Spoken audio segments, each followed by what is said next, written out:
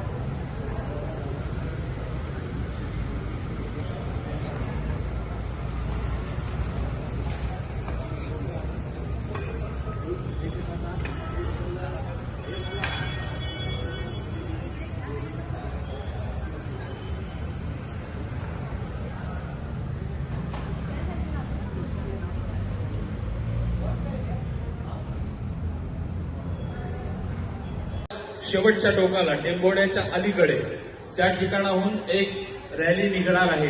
या 3 रॅल्यांनी आपले कार्यकर्ते कार्यक्रमस्थळी येणार आहेत, तेव्हा या रॅल्यांमध्ये सहभागी होण्यासाठी आपण जायचं आहे। बरेचसे कार्यकर्ते डायरेक्टली या ठिकाणी आलेले आहेत, त्यांना माझी हात जोडून विनंती आहे की इथं थांबण्यापेक्षा आपण आपापल्या रॅलीमध्ये सहभागी व्हा।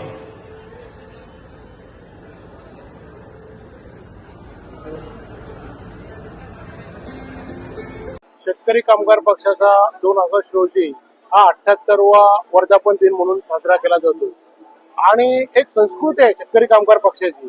आज आपण पाहत आहोत अनेक पक्ष विलीन झालेले आहेत, परंतु शेतकरी कामगार पक्ष असा हा 78वा वर्धापन दिन साजरा करतोय, हे एक अनेक राजकीय पक्षामध्ये घेण्याचे एक संकेत आहेत।